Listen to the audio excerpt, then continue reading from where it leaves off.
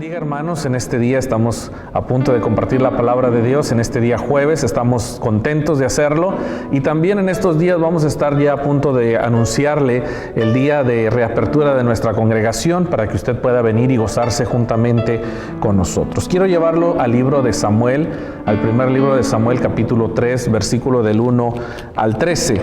Dice la palabra de Dios de esta manera: había ya reinado Saúl 1 año, y cuando hubo reinado 2 sobre Israel, escogió luego a 3,000 hombres de Israel, de los cuales estaban con Saúl, 2,000 en Micmas y en el monte de Betel, y 1,000 estaban con Jonatán en Gaba de Benjamín. Y envió el resto del pueblo a cada uno a sus tiendas. Y Jonatán atacó a la guarnición de los filisteos que había en el collado, y lo oyeron los filisteos. E hizo Saúl tocar la trompeta por todo el país, diciendo: oigan los hebreos. Y todo Israel oyó que se decía: Saúl ha atacado a la guarnición de los filisteos, y también que Israel se había hecho abominable a los filisteos. Y se juntó el pueblo en pos de Saúl en Gilgal. Entonces los filisteos se juntaron los filisteos para pelear contra Israel. 30,000 carros, 6,000 hombres de a caballo, y pueblo numeroso como la arena que está a la orilla del mar. Y subieron y acamparon en Micmas, al oriente de Bet-aven. Cuando los hombres de Israel vieron que estaban en estrecho, porque el pueblo estaba en aprieto, se escondieron en cuevas, en fosos, en peñascos, en rocas y en cisternas. Y algunos de los hebreos pasaron el Jordán a la tierra de Gad y de Galat, pero Saúl permanecía aún en Gilgal. Y todo el pueblo iba tras él temblando. Y él esperó 7 días conforme al plazo que Samuel le había dicho, pero Samuel no venía a Gilgal, y el pueblo se le desertaba. Entonces dijo Saúl: traedme holocausto y ofrendas de paz. Y ofreció el holocausto. Y cuando él acababa de ofrecer el holocausto, he aquí que Samuel venía, y Saúl salió a recibirle para saludarle. Entonces Samuel le dijo: ¿qué has hecho? Y Saúl respondió: porque vi que el pueblo me desertaba, y tú no venías dentro del plazo señalado, y los filisteos estaban reunidos en Micmas. Me dije: ahora descenderán con los filisteos contra mí a Gilgal, y yo no he implorado el favor de Jehová. Me esforcé pues, y ofrecí holocausto. Entonces Samuel dijo a Saúl: locamente has hecho. ¿No guardaste el mandamiento de Jehová tu Dios que te había ordenado? Pero ahora Jehová hubiera confirmado tu reino sobre Israel para siempre. Saúl da a conocer su verdadero carácter en medio de la prueba.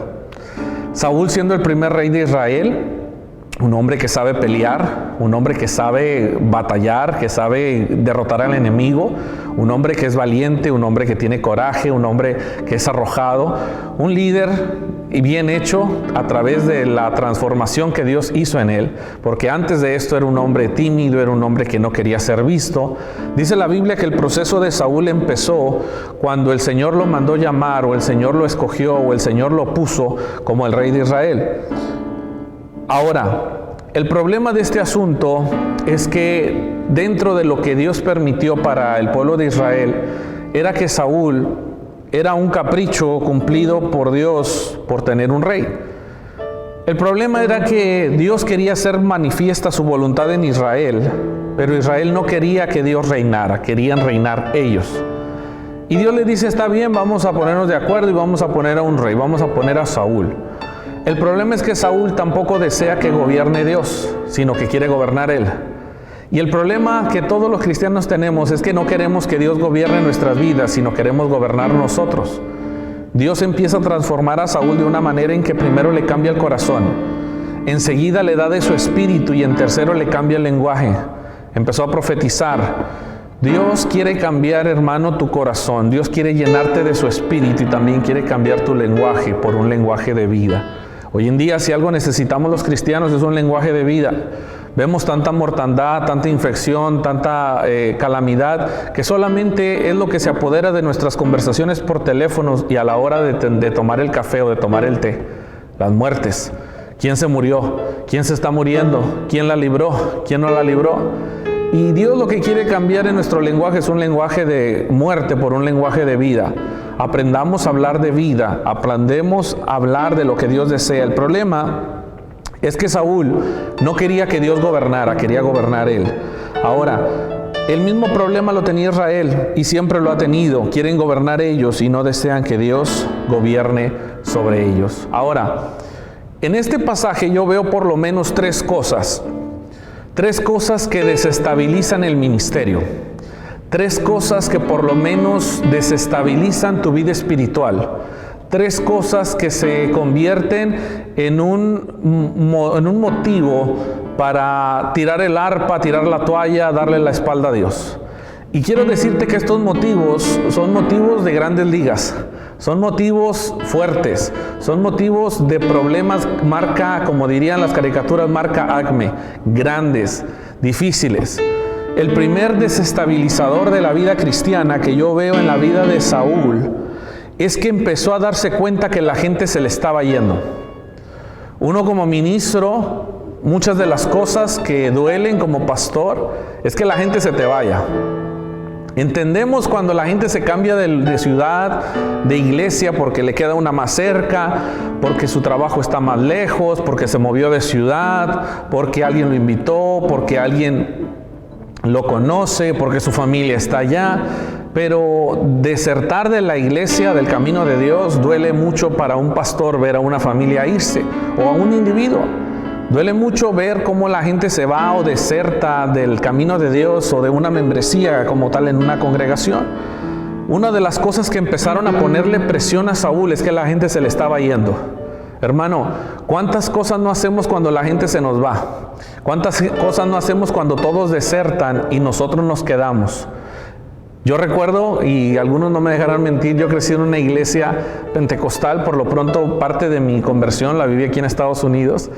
Y en esta iglesia yo recuerdo que había un momento en el cual pasábamos todos, había 1, 2, 3 llamados al altar, hasta que Dios no te tocaba, hasta que Dios no te quebrantaba, entonces no te podías levantar. Y si eras de los primeros que se iba a sentar, era porque realmente no estabas bien con Dios. En cambio, mientras te la pasabas orando, te dabas cuenta que la gente se empezaba a ir a su lugar, a su banca, y tú te quedabas ahí solo.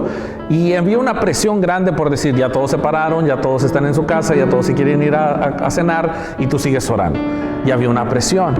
A veces sentimos una presión cuando estamos en la escuela, estamos haciendo un examen y somos de los últimos en contestar, porque tal vez tenemos mucha información o no lo sabemos expresar en el examen, y todo el mundo está pasando a entregar su examen y tú todavía sigues escribiendo. Y aunque todavía tienes tiempo, tienes una presión por entregar ya tu examen. De la misma presión es la que está sintiendo Saúl. Todo el mundo se está yendo a la casa, todo el mundo tiene miedo, todo el mundo no quiere pelear, y él es de los pocos que quedan y no saben qué hacer. Necesitan pedirle el favor de Dios, mas sin embargo tienen la opción de hacer dos cosas: o salen corriendo o se esperan a que Dios venga y lo rescate. Y hay una presión que está sobre Saúl, y esta presión muchas veces viene sobre la vida del cristiano. Cuando se dan cuenta que todo el mundo le está dando la espalda a Dios, cuando se dan cuenta que todo el mundo se está alejando de Dios, tú también lo quieres hacer.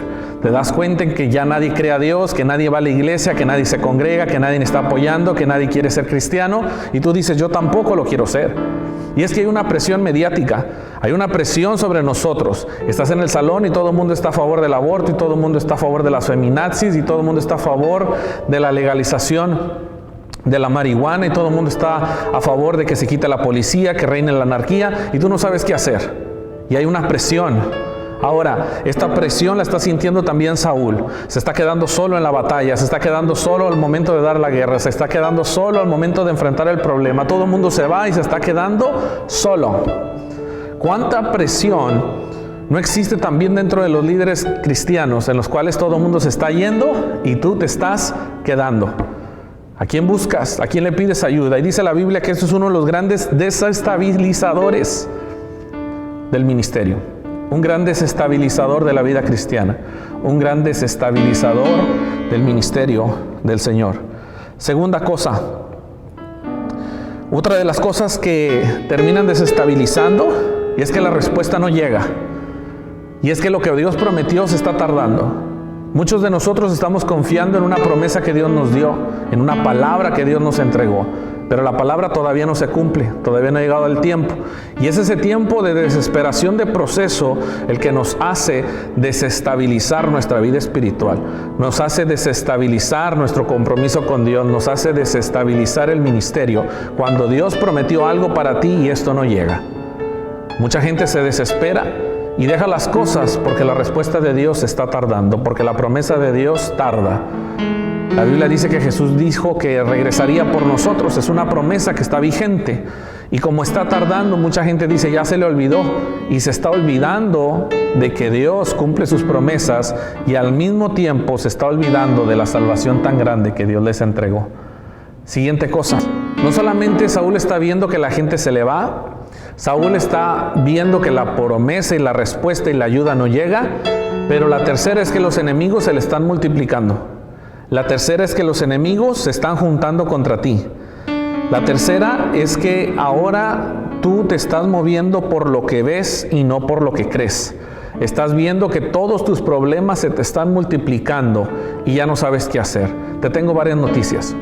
Una de ellas, cuando tus enemigos se juntan contra ti, es porque se han dado cuenta que uno solo no puede vencerte.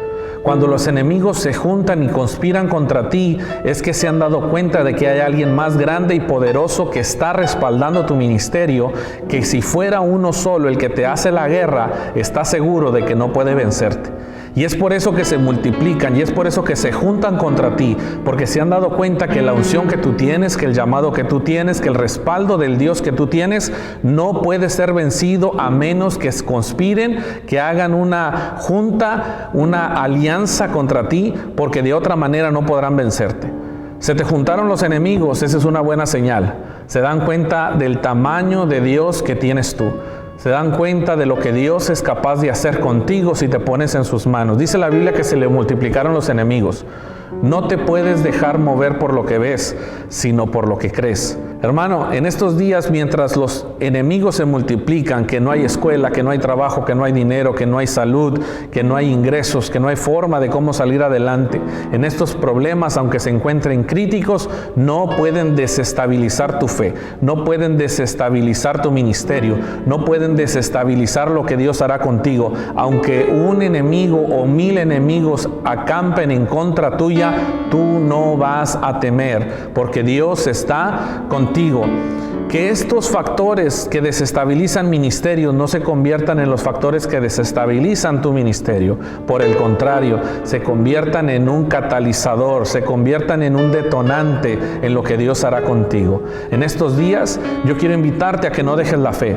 Yo quiero invitarte a que no te dejes de congregar. Yo quiero invitarte a que no dejes de orar, que no dejes de buscar de Dios. Que tal vez estos desestabilizantes son para probar tu fe, son para probar de qué estás hecho. Pero déjame decirte que la ayuda de Dios viene en camino. Lo que Dios hará está en camino. Lo que Dios va a proveer está en camino. Que Dios te sacará adelante porque hay una promesa, porque Dios te escogió, porque estás diseñado para este tiempo. Dios hará grandes cosas a través de ti y de tu ministerio.